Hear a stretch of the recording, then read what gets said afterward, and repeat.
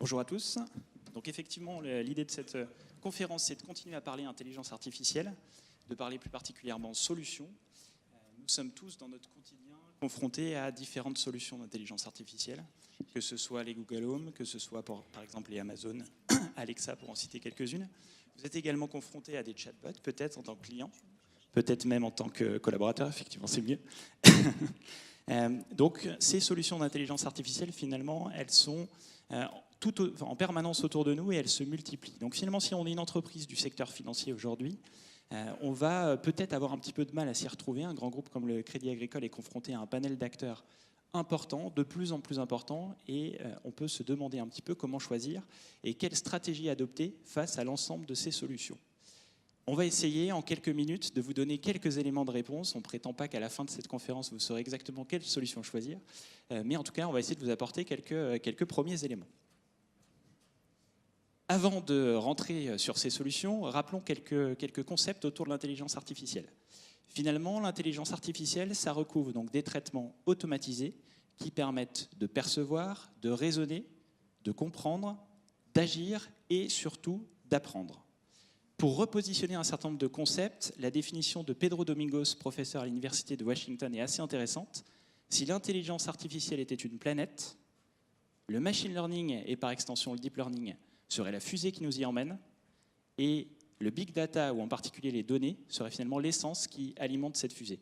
C'est une définition assez intéressante, assez conceptuelle, finalement, pour introduire les concepts qui gravitent autour de l'intelligence artificielle. Alors l'intelligence artificielle, c'est pas nouveau, mais on en parle de plus en plus aujourd'hui.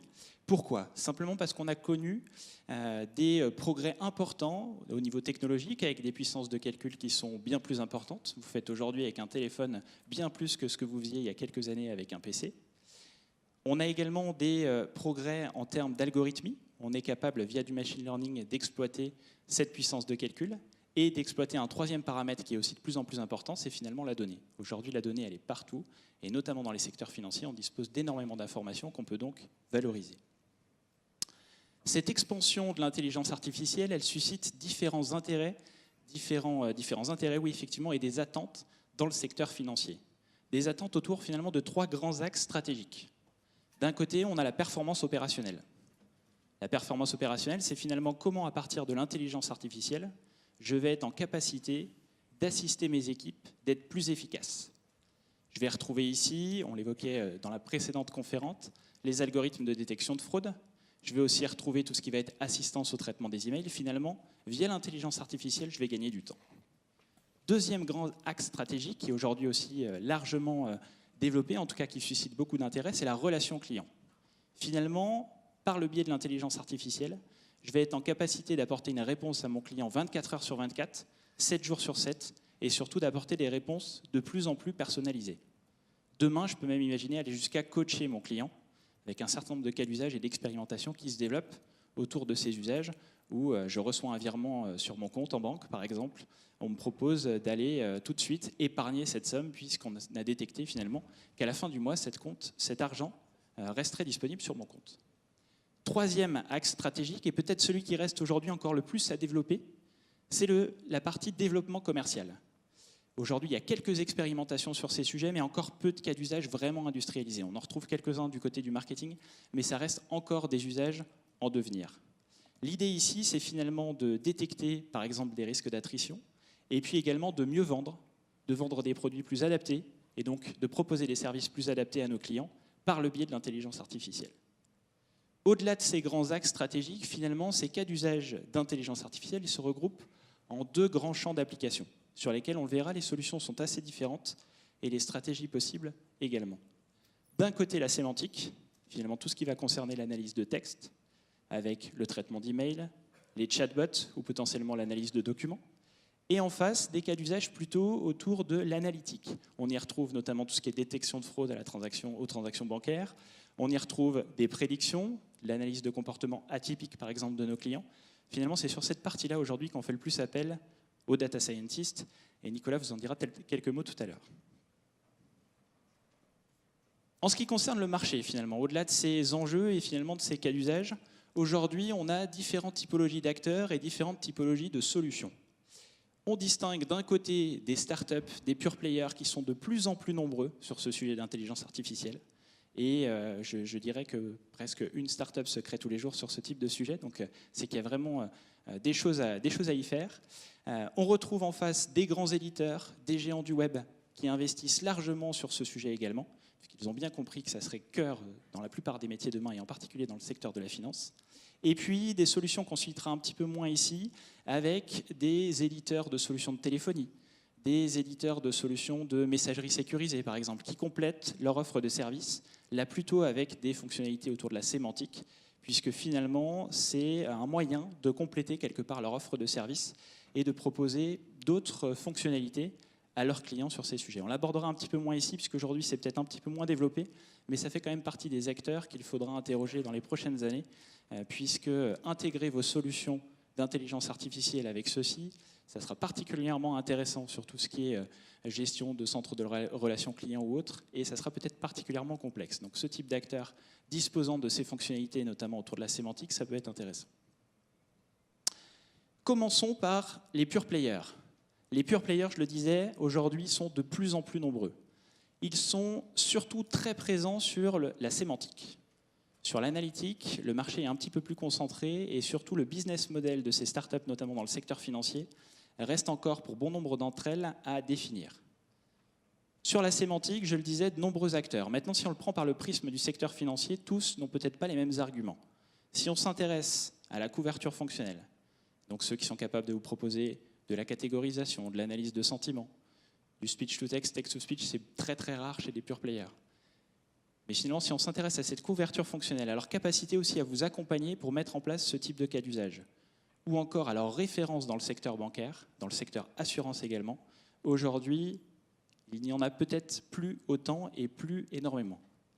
Si on devait en retenir que quelques-uns, alors on n'est pas exhaustif ici, mais on en a noté quelques-uns qui sont particulièrement présents sur le marché. On retiendrait OI, Inventa et Expert System, qui sont des généralistes, qui sont capables de travailler sur du chatbot, qui sont capables de travailler sur de l'analyse de mail, qui sont capables également de proposer des choses autour de l'analyse de documents, et qui ont aujourd'hui de vraies références sur le marché, plutôt bancaire, pas encore tellement assurance, mais en tout cas, ils sont fortement présents. Au-delà de ces généralistes, vous avez quelques solutions qui proposent un positionnement un petit peu spécifique, un peu différent, et c'est pour ça qu'on a voulu les mettre en avant. IZEOP d'un côté, qui est plutôt positionné sur la génération de texte, et qui est donc capable, par exemple, de proposer des cas d'usage de type rédaction de compte-rendu d'entretien. Et en face, Personetics qui a fait le choix de se positionner sur le coaching client. C'est-à-dire qu'au-delà des chatbots classiques où on est finalement réactif, on répond à une question de l'utilisateur, là, cette fois, on va proposer une centaine de cas d'usage. Donc Personetics propose une centaine de cas d'usage pré-packagés qui permettent plutôt d'être proactif vis-à-vis du client et de lui proposer un certain nombre de choses. Donc on change un petit peu le positionnement de ces solutions. En ce qui concerne l'analytique, je vais laisser Nicolas vous en dire un petit peu plus. Bonjour à tous, Nicolas Hide, je dirige une équipe de data scientists au cabinet Wavestone. Je vais vous parler un petit peu plus de l'analytique. Donc là, c'est quand on va avoir des variables numériques et plus textuelles, comme ce qu'on parlait pour la sémantique. En fait, dans l'analytique, on va avoir un marché qui est balbutiant avec beaucoup de startups, beaucoup d'éditeurs. On va avoir beaucoup de propositions, alors notamment pour des solutions en SaaS, on-premise, des plateformes de modélisation, mais aussi de la ressource de data scientist, qui est une ressource rare sur le marché, pour en fait couvrir beaucoup de cas d'usage, notamment dans le secteur bancaire, sur la fraude, sur la compliance, aussi dans le marketing prédictif, sur les ressources humaines, etc. On va couvrir tous les secteurs avec ce marché qui est balbutiant. En face de ces pure players et finalement de ces startups, on va retrouver des grands éditeurs, je le disais tout à l'heure, et les géants du web qui investissent largement sur le domaine de l'intelligence artificielle. Aujourd'hui, ces solutions et ces éditeurs se positionnent quand même plutôt sur la sémantique. Sur l'analytique, ils vous proposent des plateformes data qui sont accessibles à vos équipes, notamment de data science, et qui vont permettre de modéliser un certain nombre de traitements d'intelligence artificielle. Mais ils n'ont encore pas ou peu de cas d'usage pré-packagés. Par exemple, ils n'ont pas forcément une solution de détection de fraude, pour donner quelques exemples. En ce qui concerne la sémantique, là par contre, ils sont fortement présents. Et d'un côté, on retrouve Watson, qui est aujourd'hui incontestablement le leader commercial sur le sujet. Watson, c'est aujourd'hui une solution qui, en termes de couverture fonctionnelle, est particulièrement avancée. On retrouve des fonctions, outre la catégorisation du speech-to-text, text-to-speech, de l'analyse de sentiments. On a aussi beaucoup de fonctions back-office, beaucoup de fonctions de paramétrage, sur des sujets de type chatbot, sur des sujets de type traitement d'email ou encore sur des sujets de type analyse de documents. Et là, ça en fait finalement une différence par rapport à d'autres acteurs du marché. C'est aussi une solution qui propose une forte capacité d'accompagnement et qui a des références majeures, notamment en France, dans le secteur financier, pour ne citer que Orange Bank et le Crédit Mutuel, qui sont deux références industrielles importantes. Maintenant, Watson, ça a un prix, et ça a un prix qui est aujourd'hui un petit peu plus élevé que les concurrents. En face, en ce qui concerne les géants du web et les Google, Amazon ou Microsoft, cette fois, on a une couverture fonctionnelle que je qualifierais plutôt d'en devenir. Par contre, elle progresse. Si on avait fait cette même conférence il y a quelques mois, on aurait pu dire que cette couverture fonctionnelle, elle était encore naissante. Là, aujourd'hui, je pense à un Dialogflow, par exemple, côté Google, on a des fonctionnalités qui sont bien plus avancées, finalement, qu'il y a quelques temps, et donc on gagne progressivement des parts de marché. En termes de capacité d'apprentissage aussi, et finalement en termes de technologie, on est sur des solutions qui ont un certain crédit et qui visent à concurrencer justement le leader. Après, chacune se démarque par un choix un petit peu stratégique et un positionnement un petit peu différent. Google, d'un côté, a une stratégie très agressive sur les coûts, notamment les coûts d'utilisation. En ce qui concerne Amazon, ils souhaitent plutôt profiter de leur position de leader sur le cloud pour aller compléter leur offre de services et finalement aller gagner là aussi quelques parts de marché sur l'intelligence artificielle. Et Microsoft, plutôt dans une logique d'ouverture, va proposer de combiner ces solutions avec les solutions d'éditeurs ou potentiellement de pure players. Il y a un cas assez concret, c'est finalement tout ce qui est autour du chatbot, où Microsoft propose assez régulièrement d'associer Louis, son moteur d'intelligence artificielle, son moteur sémantique, avec celui de Do You Dream Up pour proposer certaines réponses. Donc c'est aussi un positionnement qui est assez différent, qu'on peut noter en ce sens finalement sur le marché. Maintenant qu'on y voit un petit peu plus clair sur ces solutions, la question qui reste en suspens, c'est finalement quelle stratégie adopter par rapport à l'ensemble de ces solutions. On a compris qu'il y en avait beaucoup, qu'elles n'étaient pas tout à fait réparties de la même façon entre la sémantique et l'analytique. On a compris que peut-être que sur la partie pure player et start-up, toutes n'ont pas le même crédit vis-à-vis du secteur financier notamment. Maintenant, la question qui reste en suspens, c'est comment choisir, comment prendre la bonne option finalement sur chacun de ces cas d'usage. Alors finalement, les stratégies vont être assez différentes qu'on soit sur la sémantique d'un côté ou sur l'analytique de l'autre. Sur la sémantique, on a finalement, quel que soit le canal, quel que soit le cas d'usage, une chaîne de traitement qui est commune. Je vais vous prendre un exemple.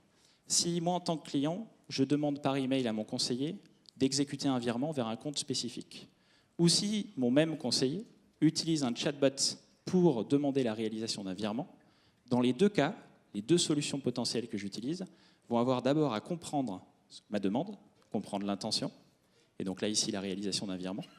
Ensuite, elles vont avoir à associer cette intention aux règles à appliquer finalement pour réaliser telle ou telle action, et là ce sera exécuter le virement et identifier notamment le bénéficiaire du virement. Et enfin, elles vont devoir agir et déclencher une action en faisant appel bien souvent à votre système d'information pour pouvoir le faire. Donc finalement, j'ai une chaîne de traitement commune, et cette chaîne de traitement commune, elle motive le choix d'une solution ou d'un moteur unique, puisque ça va me permettre de mutualiser les apprentissages. Je vais, par exemple, pas avoir besoin d'apprendre N fois à reconnaître cette intention de détection, finalement, de virement. Elle va aussi me permettre de proposer des réponses cohérentes d'un canal à l'autre. Quoi de pire, finalement, que de répondre différemment entre l'email et finalement le chatbot et sur potentiellement d'autres canaux. Et enfin, elle va me permettre aussi, et ça va être particulièrement clé demain si je vais être de plus en plus personnalisé dans les réponses ou dans les actions que je déclenche, ça va me permettre d'intégrer plus facilement cette solution avec mon socle de connaissances client. Si j'ai N solutions à intégrer avec mon socle de connaissances client, ça peut être relativement compliqué et relativement coûteux. Maintenant, je vais quand même nuancer, puisque je vous ai pris volontairement un exemple qui biaise un petit peu notre réflexion. Ici, dans les deux cas d'usage, finalement, ce que je souhaitais faire, c'était plutôt du paiement, c'était plutôt ce qui était autour du virement. Si j'ai d'autres cas d'usage autour de la banque d'investissement, il est évident que les questions et les demandes, et donc les intentions que je vais formuler, sont assez différentes. Donc là, pour le coup, ces mutualisations d'apprentissage que j'évoquais tout à l'heure, elles sont bien moins visibles, ou en tout cas, elles existent presque plus. Donc peut-être que la bonne stratégie, finalement, la bonne option, c'est de choisir un fournisseur, mais finalement, un moteur, une solution pour chacun de mes domaines métiers, en m'appuyant sur ce fournisseur. Si je reviens au panorama marché tout à l'heure qu'on vous présentait, en termes de stratégie, finalement, pour choisir ce fournisseur, j'ai plusieurs options. Je peux partir sur le leader, Watson, limiter finalement mes risques, Maintenant, ça me coûtera peut-être un petit peu plus cher. Je limite les risques parce qu'aujourd'hui, c'est la solution qui a déjà industrialisé le plus, qui a déjà le plus de références. Maintenant, je me différencie peut-être moins de certains de mes concurrents. Deuxième option, je fais appel à un pure player. J'aurai une force d'accompagnement moindre. Il faudra certainement donc que je m'investisse un petit peu plus. Maintenant, c'est aussi une solution, c'est des solutions qui sont intégrables directement dans mon système d'information, donc on-premise. Ça facilitera peut-être un certain nombre de choses et ça me permettra certainement d'aller plus vite. Et en face, je peux aussi parier sur un géant du web qui viendra, pourquoi pas, concurrencer les leaders demain et finalement faire un pari un petit peu différent que certains de mes concurrents. Voilà pour la partie sémantique. Alors pour la partie analytique, ça va être un tout petit peu différent. On va avoir des modèles qui vont être dédiés à chaque problématique métier associée. C'est-à-dire qu'on va avoir pour chaque problématique métier des données spécifiques. Et ces données spécifiques, on va avoir une manière spécifique de les traiter et un algorithme spécifique pour pouvoir répondre, optimiser la prédiction et répondre à la problématique métier. Par exemple, on va avoir des modèles de détection de fraude qui peuvent être liés à de l'apprentissage non supervisé ou du marketing prédictif avec de l'apprentissage supervisé, des systèmes de recommandation. Chaque problématique métier va avoir son algorithme dédié. Et en fait, pour pouvoir réaliser ces cas d'usage, on peut faire appel à plusieurs voies, en fait, plusieurs types d'acteurs externes. On peut faire appel à de la mobilisation de ressources, de data scientists, mais aussi des éditeurs avec des solutions qui vont être pré-packagées et qui vont s'adapter aux données du client, mais aussi utiliser des solutions qui sont intégrées en mode SaaS ou en mode on-premise. Donc on l'a vu, les deux stratégies finalement sur chacun de ces domaines ces champs d'application vont être assez différentes. Toutefois, il n'y a peut-être pas qu'une question à se poser. Finalement, la question de la réponse au cas d'usage, il y a d'autres enjeux, d'autres critères transverses qui sont à prendre en compte quand on va choisir une solution. Vous avez des enjeux de conservation de la propriété intellectuelle, vous avez des enjeux de confidentialité de données, vous avez aussi des enjeux à aller plus ou moins vite sur tel ou tel cas d'usage. En fonction de ces enjeux-là, vous n'allez peut-être pas prendre tout à fait les mêmes chemins et peut-être pas aller chercher la solution qui couvre le mieux tel ou tel cas d'usage. Donc une solution pour la sémantique et potentiellement N solutions pour la partie analytique. Et finalement, si vous voulez avoir la pleine maîtrise de ces traitements d'intelligence artificielle, vous n'avez pas 50 solutions, vous n'en avez qu'une, qui consiste à le faire vous-même. Donc justement, si on se projette un petit peu et qu'on regarde à horizon, par exemple, 2025, ce que sont devenues les entreprises du secteur financier. Vous allez avoir un certain nombre d'entreprises et de groupes qui se seront certainement fait dépasser un petit peu par les initiatives locales et qui se retrouveront dans ce qu'on pourrait qualifier de foire à la start-up, avec bon nombre d'initiatives qui ont été réalisées finalement en faisant appel à un moment ou à un autre à la start-up qui avait les meilleurs arguments sur le sujet, qui apparaissait aussi comme étant potentiellement moins cher. Le risque finalement pour ces entreprises, c'est de se retrouver dans une situation où elles ont peu industrialisé et potentiellement fait et refait certaines choses plusieurs fois. Si je prends les illustrations qui sont au-dessus, c'est quelque part comme si vous avez votre voiture à laquelle vous ajoutez un ordinateur de bord et que cet ordinateur de bord, vous l'avez construit avec de multiples pièces provenant de plein de fournisseurs différents. Il n'est pas dit que vous ayez tout à fait une intelligence artificielle complètement intégrée à votre voiture. Deuxième typologie d'entreprise, nous aurons celles qui auront choisi finalement de pacter, de signer un pacte avec un leader. Alors un leader sur la sémantique et potentiellement un leader sur l'analytique. Ces entreprises-là, elles auront certainement industrialisé des cas d'usage, par contre elles n'auront pas pleine maîtrise de leur traitement. Vous pouvez prendre évidemment le contre-pied en choisissant de le faire 100% maison. Si vous le faites 100% maison, à horizon 2025, une entreprise qui a fait ce choix, elle a potentiellement pas complètement terminé. Elle est peut-être en train de réinventer la roue sur un certain nombre de sujets. Il y a aussi peut-être un certain nombre de traitements, de solutions IA ou de cas d'usage d'IA qui sont moins clés pour elle et où elle est en train de recréer quelque chose. Prenons par exemple le traitement d'image. Peut-être que pour un acteur du secteur financier, le traitement d'image n'est pas le traitement le plus clé et que là, aller chercher des solutions du marché qui sont déjà bien avancées sur ces sujets est peut-être une meilleure option. Finalement, il y a une quatrième stratégie qui nous semble aujourd'hui être la plus intéressante, c'est de choisir ses combats. Choisir les sujets sur lesquels on souhaite se différencier, les sujets qu'on estime comme étant cœur de métier demain, cœur du métier du secteur financier. Sur ceci, un véritable enjeu est à réussir à maîtriser ces traitements et donc pourquoi pas le faire soi-même. Alors le faire soi-même, ça ne veut pas dire commencer par le faire soi-même, puisque ça va prendre peut-être un petit peu plus de temps. On peut imaginer des chemins divers avant, mais finalement, il faut avoir en tête qu'à un moment donné, ces traitements-là, vous devez en avoir la propriété finalement au niveau de votre entreprise. D'autres traitements, pour le coup moins clés, peuvent tout à fait être réalisés avec des partenaires externes et vont vous permettre finalement, si je reprends l'image du dessus, d'avoir peut-être pleinement intégré finalement vos solutions d'intelligence artificielle et vos cas d'usage d'IA dans le modèle de votre entreprise. Donc là, cette fois, c'est peut-être plutôt l'image de la Google Car. Vous avez une voiture qui est construite autour de l'intelligence artificielle. Alors pour reprendre ce qu'a dit Johan, on a choisi notre combat, on est différenciant, c'est-à-dire qu'on fait appel à du 100% maison pour les algorithmes cœur de métier, et pour l'IA un petit peu plus périphérique, un peu les accélérateurs, on fait appel à d'autres acteurs. Là, je vais vous parler un petit peu plus de traitement IA maison, comment on peut s'y prendre. Je vous propose une méthodologie qu'on met en place en fait, aujourd'hui en fait, dans les cas d'usage IA qu'on développe. Comment ça va se passer pour développer un projet? En fait, on va commencer avec une première étape, ça va être la récupération des données. Et la récupération des données, c'est souvent assez compliqué. On peut prendre en fait plusieurs mois à pouvoir récupérer pour différentes raisons dans l'entreprise, que ce soit des raisons techniques, des raisons organisationnelles. On récupère ces données et puis on s'assure que ces données elles vont répondre à la problématique métier à laquelle on souhaite, qu'on souhaite résoudre. Et cette problématique métier, souvent ce qui se passe, c'est qu'on a une vision de ce qu'on cherche, mais la traduire en termes de machine learning, en termes de data science, ben, c'est un petit peu compliqué. Et en fait, ce qui se passe, c'est que les data scientists réalisent souvent des ateliers avec le métier pour pouvoir préciser cette problématique, la traduire en termes machine learning, et aussi s'assurer que les données vont permettre de répondre à cette problématique. Souvent, ce qui se passe, c'est que malheureusement, les données, elles sont de bonne qualité, mais elles ne vont pas forcément adresser précisément cette problématique-là. Les données, je vous parlais de bonne qualité, c'est aussi une première analyse qu'on va réaliser. On va s'assurer que les données n'ont pas de valeur aberrante, n'ont pas de valeur manquante et sont assez propres pour pouvoir nous assurer d'avoir des résultats qui soient probants. Donc voilà pour cette première étape qui peut souvent prendre un petit moment, ça va prendre entre 2 jours et 2 mois en fonction de la qualité des données, de la complexité de la problématique. Ce qui se passe par la suite, une fois qu'on a récupéré ces données, on se les a appropriées, on a réalisé une première étude en fait sur le sens de ces données et des premières recommandations sur comment, pourquoi pas améliorer certains process. On va commencer à créer un dataset. Ce dataset, ça va être le cœur du réacteur, c'est ce qui va servir, ce qui va être la base à l'intelligence artificielle. À partir de ces données-là, on va appliquer l'algorithme, on va faire apprendre un algorithme qui va apprendre les comportements sur les données du passé pour pouvoir prédire dans le futur.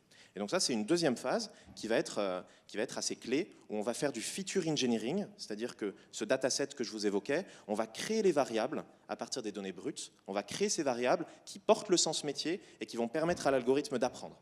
Ça, c'est très important, c'est la partie clé en fait. C'est pas tant l'algorithmique en soi qui va, enfin si l'algorithme est très important, mais le feature engineering, le pré-processing est très important pour s'assurer que les résultats seront opportuns. Une fois qu'on a fait ça, notre algorithme a appris, en fait, après on réalise des prédictions et on s'assure que les prédictions vont permettre de servir le métier et donc vont apporter un retour sur investissement qui sera conséquent si on souhaite industrialiser l'algorithme et déployer en fait cet algorithme au sein des process. Donc une fois qu'on a fait ça, après on envisage l'industrialisation. L'industrialisation, c'est quelque chose qui doit se prendre en compte très en amont pour nous assurer en fait qu'on va pouvoir faire atterrir cet algorithme dans les process métiers et aussi dans les systèmes d'information qui n'ont pas forcément les mêmes technologies que les technologies du data scientist lors de la démarche de proof of concept. Voilà. Je voulais vous faire une petite démo, mais à cause de petits problèmes techniques, ça ne va pas être possible. Je voulais en fait vous prendre un exemple assez simple qu'on a pu réaliser en interne au sein du cabinet Wavestone. C'est un traitement des tickets qu'on envoie au support. C'est-à-dire que j'ai un problème avec mon téléphone, j'ai un problème avec mon ordinateur, avec mon espace de travail. J'envoie un email au support de Wavestone en lui disant, en lui détaillant le problème pour que quelqu'un vienne m'y répondre et vienne me remplacer le matériel qui pose problème, défectueux. Qu'est-ce qui se passe? Jusqu'à présent, on avait 3000 collaborateurs qui envoyaient des emails et on avait une personne qui recevait ces emails et qui les triait, qui les catégorisait en fait en fonction du type d'email. Un problème lié à un téléphone mobile est différent d'un problème lié à mon ordinateur portable. Ce qui se passe, c'est que ces personnes qui triaient ces emails-là, comme on a souvent un turnover qui est assez important, toute la connaissance en fait, du tri, elle se perd. Et donc, dès qu'on a une nouvelle personne qui arrive, il va falloir la former pour pouvoir trier ces emails-là. Et c'est une perte de temps. La personne, le temps qu'elle monte en compétence, on peut perdre potentiellement du temps sur le fait qu'elle se trompe lors du tri des emails ou qu'elle prenne du temps pour bien les analyser et avoir une catégorie qui soit opportune. Donc, ce qui se passe, c'est qu'on s'est dit, avec l'intelligence artificielle, on va essayer d'optimiser, de booster le process. Comment ça s'est passé? On a pris à peu près environ 30 000 tickets qu'on a envoyés au support de Wavestone et sur ces emails-là, on a fait apprendre un algorithme pour voir en fait, en fonction de l'email, quelle était sa catégorie. Ce qui s'est passé, c'est que Cet algorithme, il a permis d'avoir de très bons résultats et il a permis en fait d'accélérer le process. On l'a industrialisé, on l'a mis en prod dans les systèmes d'information et maintenant cela, il fonctionne. Et malheureusement, je suis un petit peu frustré parce que à cause d'un petit problème de port, on ne peut pas vous faire la démonstration. En fait, l'idée c'était de vous montrer un email et puis la catégorie associée proposée par l'algorithme. L'idée, c'était aussi de vous montrer quelque part qu'en quelques mois, là pour le coup c'est 1 ou 2 mois, c'est ça? Ça peut être très rapide. Oui. On arrive finalement à implémenter des solutions d'intelligence artificielle qui peuvent être assez efficaces. Donc comme quoi c'est possible de le faire soi-même. Maintenant attention, je reviens sur mon point de vue 100% maison tout à l'heure. Tout faire soi-même, c'est certainement un petit peu illusoire, mais le faire soi-même, c'est une option. C'est ça, oui. Parce qu'en fait, on va avoir des algorithmes tels la reconnaissance d'images. D'autres acteurs les ont déjà réalisés et ils sont déjà performants. Et pourtant, pour le coup, ce n'est pas 100% un métier, ça ne touche pas au cœur de l'entreprise. Donc, c'est ce qu'on propose, c'est de les externaliser. Merci. Merci à vous. Merci à vous.